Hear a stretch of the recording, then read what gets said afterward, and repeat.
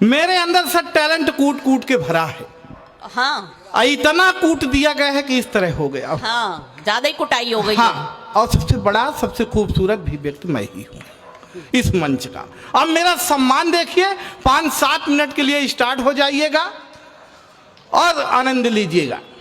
Sir मेरा सम्मान देखिए, बड़ा सम्मानित आदमी कि एक सज्जन सुबह सुबह मेरे घर आए। हाँ। दरवाजा खटखटाए, दरवाजा खोलते हुए मैंने पूछा फरमाइए। वो हमारे हाथ में चना दे के बोले पहले खाइए। क्या बात है? मैं चना, बात कोई नहीं है, हाँ। सिर्फ चने की बात है। मैं चना खाते हुए ही पूछा सुबह सुबह कहां से आ रहे हैं और ये बताइए चना क्यों खिला रहे हैं। वो बोले आज शनिवार है।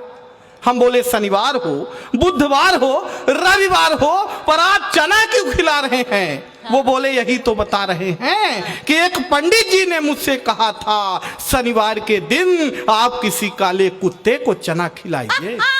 भाई बहुत बढ़िया, क्या बात है। अपनी पहचान किसी किसी को ही होती है। शनिवार के दिन आप किसी काले कुत्ते को चना खिलाइए और काला कुत्ता मेरे हाथ से चना खाए, ये कुत्ते में कहां दम है। सर आप खा लीजिए, आप क्या काले कुत्ते से कम है। भाई जोरदार तालियां होनी चाहिए, कलेजा होना चाहिए खुद पर हंसने के लिए। हाँ ये भी आप कह सकती थी, कलेजा होना चाहिए कुत्ता बनने के लिए। कोई बात नहीं, और सम्मान देखिए, अभी सम्मान खत्म कहाँ हुआ है, आगे मेरा सम्मान देखिए। मैं घर से यहाँ कार्यक्रम के लिए आगे निकल रहा था, तभी 2 लोग और आए। हाँ। बोले माखन भाई खाली हो। मैं बोला खाली तो नहीं हूं।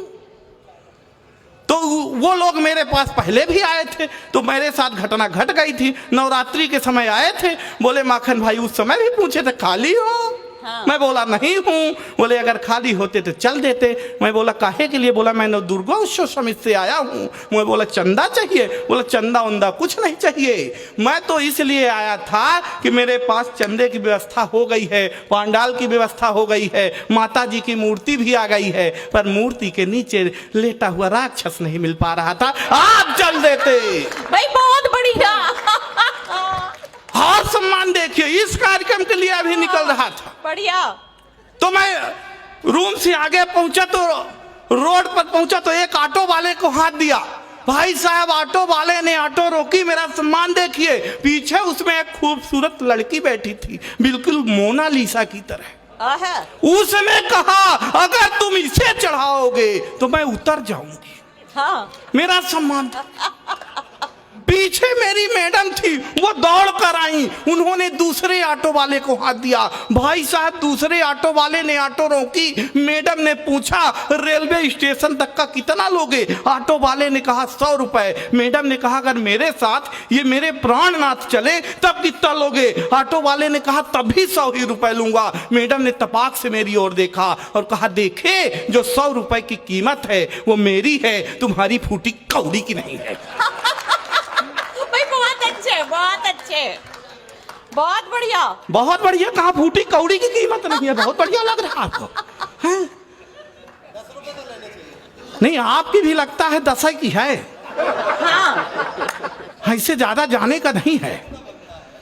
पिछले दिनों भाई साहब मेरे साथ जो घटा। अच्छा सर बात सर देखो है भाई, है इज्जत। एक बार तालियां बनती है कामता प्रसाद जी के लिए। भाई बहुत अच्छा कर रहे हो कामता जी, बहुत बढ़िया। नहीं मैं कर रहा हूँ, दादा की भी कीमत उतनी थी ना। 10 रुपए की माला मिली है। माला तो एक ही बार मुझे अच्छी लगी थी जब वहां पहनाई गई थी, उसके बाद लग नहीं रही है।